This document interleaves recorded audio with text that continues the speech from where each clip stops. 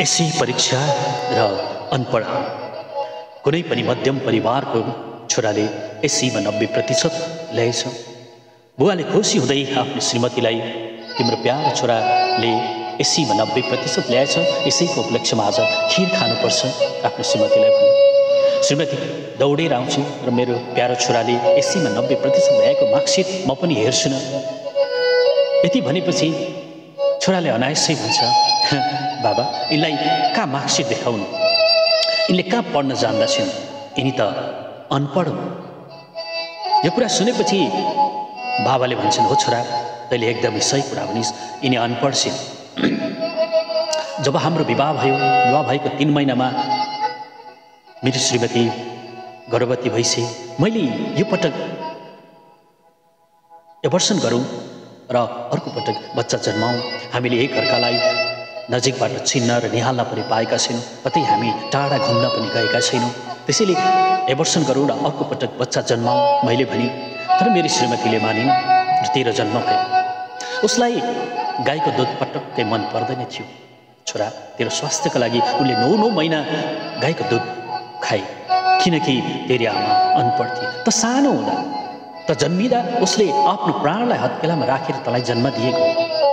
त सानोमा धेरै बिरामी हुन्थिस्, रातभरि जागा रहेर उनी 5 बजे नै आफ्नो बिहानको काममा उठ्थिन्। त पढ्न जान्थिस्, बिहानै 7 बजे तँलाई स्कुल जानु पर्थ्यो। ऊ 5 बजे उठेर तँलाई मनपर्ने खानेकुराहरू बनाइदिन्थिन् र तँलाई स्कुल पठाउँथिन्, किनकि तेरी आमा अनपढ थिइन्। त पढेर आउँथिस् अनि बेलुका पढ्दा पढ्दै त्यत्तिकै निदाउँथिस्। छरपष्टि किताबहरू ब्यागमा हालिदिन्थिन् र तँलाई लगेर सुताउँछिन् र सिरकहरू उडाइदिन्थिन्। अनि छोरो सुत्यो कि सुतेन रातभरि हेर्दै सिरक मिलाइदिँदै उडाइदिँदै गर्थिन्, किनकि तेरी आमा अनपढ थिए। छोरा मलाई लाग्छ अचेल मान्छेहरू पढे लेखेका छन्, तर आफ्नो स्वार्थ र मतलबीमा मात्रै काम गर्दा रहेछन्। कहिलेकाहीँ तँलाई ब्रान्डेड लुगाहरू चाहन्थ्यो, त्यो ब्रान्डेड लुगाहरू लाउन किन्नको लागि मसँग धेरै पटक पैसा माग्थे, तर ऊ एउटा साडीमा वर्षभरि रमाएर काम गर्थे, किनकि तेरी आमा अनपढ थिए। हामीलाई खाना पस्कन्थे, तर ऊ कहिलेकाहीँ खाना बिर्सन्थे। हामीले सम्झाउनु पर्थ्यो उसलाई खाना खानको लागि, किनकि तेरी आमा अनपढ थिए।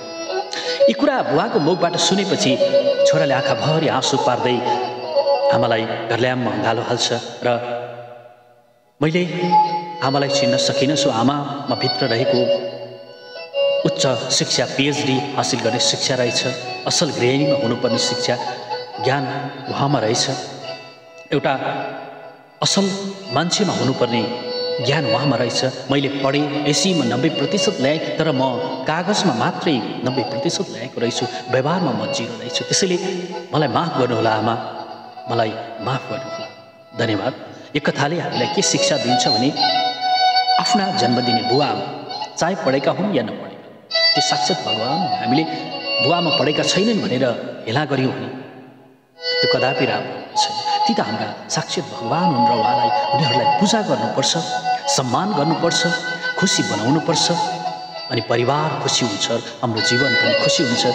त्यसैले सम्मान गरौँ, माया गरौँ र हाँसेर खुसी भएर जिउन सिकौँ। धन्यवाद।